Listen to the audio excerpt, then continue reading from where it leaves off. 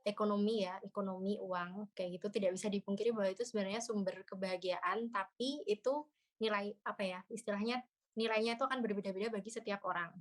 Mhm. Mungkin kalau kita lihat di lingkungan di mana lingkungan itu tuh kekurangan, secara ekonomi rendah, uang itu akan menjadi sumber bahagia yang cukup tinggi.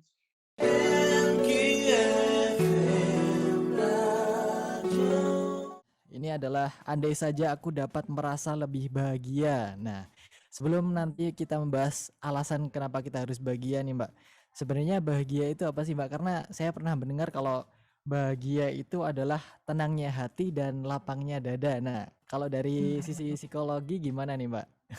Nah, oke. Jadi kebahagiaan itu bisa didefinisikan sebagai kondisi psikologis yang positif, di Mhm. mana dia itu merupakan penilaian individu, hasil penilaian individu terhadap kepuasan hidupnya dalam berbagai aspek, dan biasanya itu ditandai dengan banyaknya emosi positif yang dia rasakan. Seperti itu kalau dari sisi psikologi. Mhm. Baik. Berarti ungkapan yang tadi gimana, Mbak? Yang terkait dengan tenangnya hati dan lapangnya dada nih agar lebih gimana ya, Hmm. bisa lebih diterima dan dipahami lebih mudah nih, Mbak.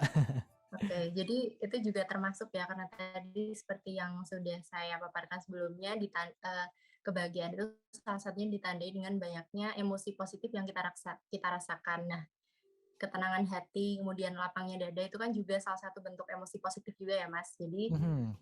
mungkin bisa juga disebut sebagai kebahagiaan ketika kita bisa merasakan, lapangnya dada, kemudian kita bisa merasa seperti itu tadi. Oke, baik. Nah, kemudian nih, Mbak, kalau tadi sudah, sedikit menjelaskan terkait bahagia nih, alasannya sebenarnya apa sih, Mbak? Kenapa Mbak Azida pada malam hari ini membawa tema ini nih? Apakah kita semua ini sebenarnya banyak yang nggak bahagia atau gimana nih, Mbak? Sebenarnya lebih kepada, kita itu cenderung ya ketika menjalani saat ini itu kayak masih, "Wah, aku akan lebih bahagia nanti ketika aku bisa mencapai sesuatu." Nih, misal aku bisa bahagia ketika aku bisa, mmm, bekerja di salah satu perusahaan yang aku impikan itu. Kemudian Mhm. atau mungkin aku akan merasa bahagia ketika aku bisa membeli mobil ini, atau aku akan bahagia ketika aku menemukan jodohku. Nah, sering ya kita pasti dengar kayak gitu atau mungkin diri kita sendiri ngerasain itu juga. Jadi, seolah-olah kita itu seperti menghambat rasa bahagia kita di saat ini. Jadi kayak selalu merasa kurang dan merasa kalau kebahagiaan itu tuh harus dicapai ketika kita bisa mencapai suatu tujuan atau mendapatkan sesuatu atau mungkin dari orang tertentu gitu. Mhm, baik. Ternyata memang ini ya, berarti ini bisa dikatakan kalau bahagia itu sebenarnya bukan hal yang, harus kita dapatkan ketika kita mendapatkan suatu achievement atau, hal besar yang kita dapatkan gitu ya, Mbak? Iya, ya sebenarnya memang, ketika kita mendapatkan sesuatu itu pasti itu jelas kita kan pasti akan merasakan puas. Di Mhm. mana kepuasan itu sendiri kan termasuk dalam aspek kebahagiaan ya. Ketika kita bahagia itu kan kita pasti merasa puas dengan, kehidupan kita. Nah, tapi ketika kita menggantungkan kebahagiaan kita dengan hal-hal seperti itu, ketika kita fokus, kepada hal-hal yang masih ada di depan nih. Jadi kayak, aku akan merasa bahagia ketika aku mendapatkan itu, mendapatkan ini.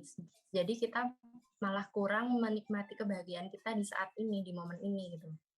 Aha, baik. Berarti memang sebenarnya, bahagia itu nggak harus ditunggu tapi bisa dirasakan begitu, Mbak? Iya, jadi jadi, eee, lebih kepada supaya kita itu bisa menikmati atau merasakan kebahagiaan kita di momen saat ini. Jadi nggak Mhm. rasanya kan kita kayak, aduh kurang-kurang terus gitu loh, kita pengen mencapai kebahagiaan yang sempurna nih. Jadi merasa kalau kebahagiaanku akan sempurna ketika aku menemukan jodohku, atau kebahagiaanku akan sempurna ketika aku nanti menikah, ketika aku punya anak, ketika aku memiliki ini, itu. Padahal sebenarnya kan memang tidak ada yang sempurna ya, apalagi bahagia itu kan sifatnya juga relatif dan sangat subjektif sekali. Jadi ketika Mhm. kita fokus dengan hal-hal yang ada di depan terus, nggak akan ada habisnya, dan kita malah akan terus terjebak dalam siklus seperti itu tanpa menikmati momen yang saat ini seperti itu. Kalau tadi Mbak Zida sudah sempat menyebutkan nih, kadang kita tidak merasa bahagia karena kita mematok kebahagiaan itu kepada hal-hal yang itu belum datang kepada kita atau kepada hal yang itu sebenarnya sudah ada di masa lalu. Nah, sebenarnya apa sih Mbak yang membuat kita itu cenderung untuk merasa bahagia pada hal-hal tertentu itu? Oke. Jadi sebenarnya karena kita itu belum bisa mungkin menikmati momen saat ini ya. Jadi kita, merasa bahwa kita itu harus mencapai kebahagiaan tuh yang sempurna, kebahagiaan 100%. Padahal Mhm. yang namanya seperti yang sudah saya sebutkan tadi di segmen sebelumnya juga bahwa tidak ada yang namanya kebahagiaan yang sempurna ya.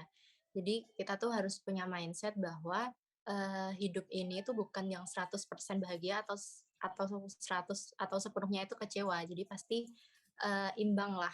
Yang namanya kebahagiaan tuh juga tidak mungkin nggak mungkin yang benar-benar 100% juga bakalan kita dapetin gitu. Jadi ya kuncinya memang harus, menikmati momen saat ini, terus mensyukuri apa yang sedang kita miliki saat ini, gitu. Mhm, baik, berarti memang tidak ada kebahagiaan yang sempurna, tapi juga tidak ada kekecewaan yang sempurna nih. Nah, Iya, berarti di situ ada ukurannya atau gimana nih, Mbak? oke.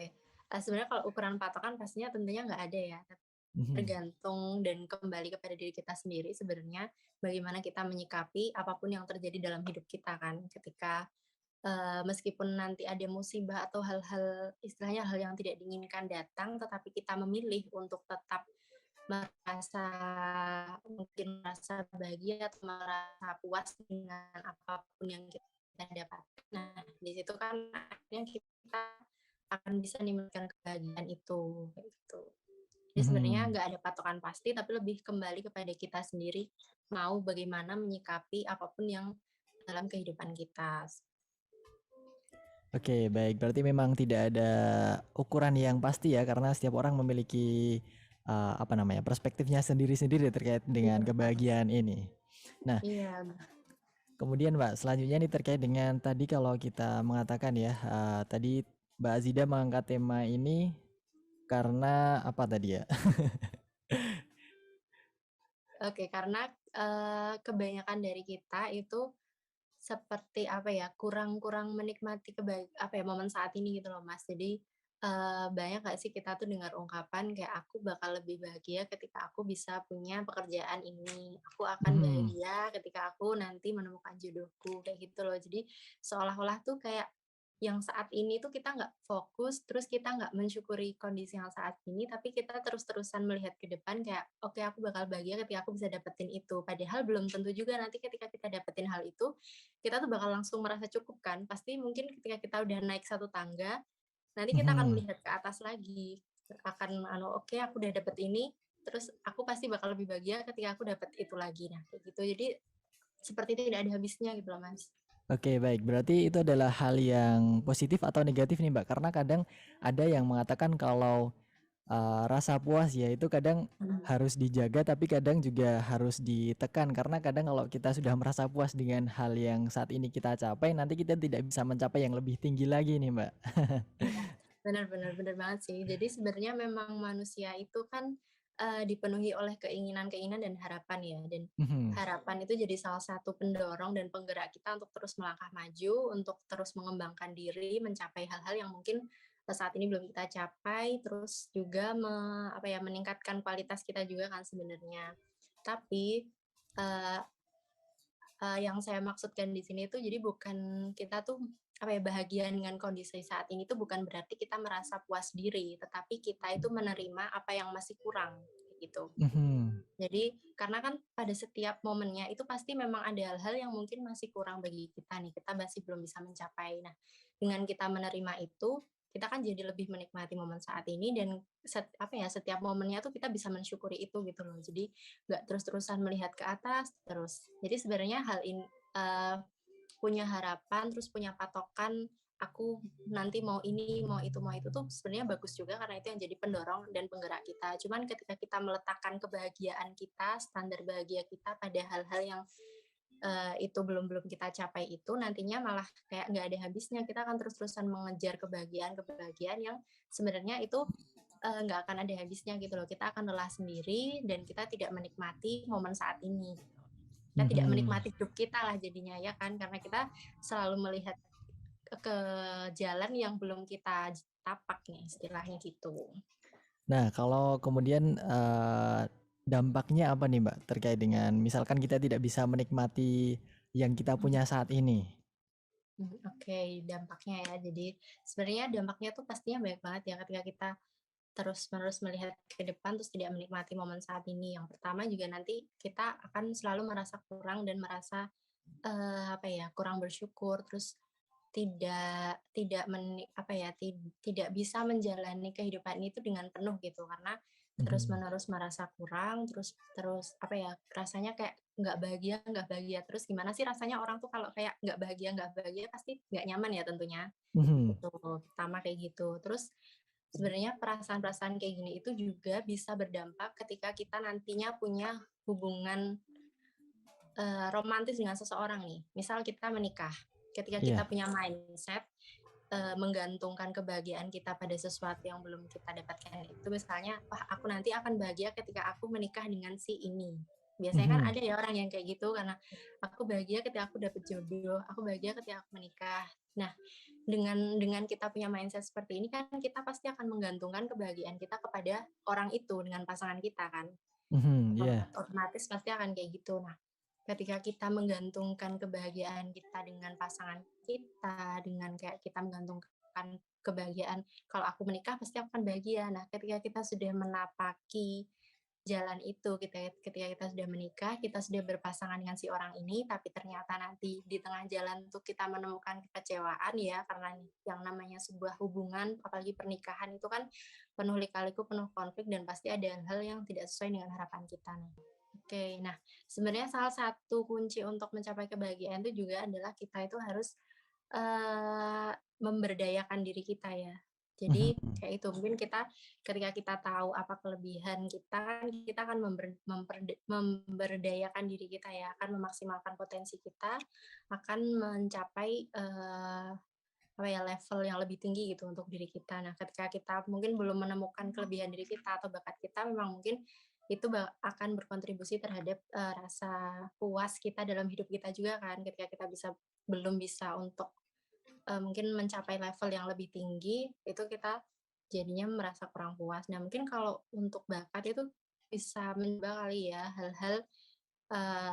hal-hal yang mungkin belum kita coba nih. Mungkin kita belum menemukan bakat karena kita belum mencoba banyak hal, gitu. Mhm. Jadi mungkin bisa untuk mencoba berbagai hal yang selama ini belum dicoba nih. Mungkin dari istilahnya trial and error itu kita akan menemukan, apa nih potensi kita, kelebihan kita, bakat kita, atau mungkin bisa juga nih ke PPT Metamorfosa ya, karena kan di PPT Metamorfosa juga melayani, psikotes minat bakat nih, siapa tahu bisa menemukan bakatnya juga lewat kami, kayak gitu. Baik, terima kasih Mbak Zida. Nah, itu tadi ya Mhm, sahabat Abu Zaim, siapa tahu kalau mau mencoba untuk minta tolong kepada PPT Metamorfosa bisa langsung saja nanti dihubungi ya. Nah, tadi mhm, ada statement yang cukup menarik Mbak dari Mbak Azida tadi ya terkait dengan salah satu yang bisa membuat kita bahagia itu adalah ketika kita itu memberdayakan diri. Nah, mhm. sebenarnya, eee, hubungan atau korelasinya itu seperti apa nih, Mbak? Terkait dengan memberdayakan diri atau bisa dibilang bermanfaat gitu ya, Mbak? Iya, betul. Iya, bermanfaat juga dan ya kita merasa bahwa diri kita itu, memiliki nilai lah, istilahnya memiliki value. Jadi kita Mhm. itu hidup nggak hanya sekedar hidup lah, kita tahu gimana memaksimalkan diri kita, mungkin kita punya kelebihan di bidang tertentu ya, misal kita punya kelebihan di bidang sosial atau mungkin di bidang, teknik atau bidang apapun itu, ketika kita bisa memaksimalkan potensi itu, kita kan pasti akan merasa bermanfaat, rasa menjadi manusia itu berguna. Nah, ketika itu tuh akan menyumbang, ketika kita bisa merasakan itu akan menyumbangkan perasaan bahagia ke dalam diri kita, kayak gitu. Mhm, baik baik.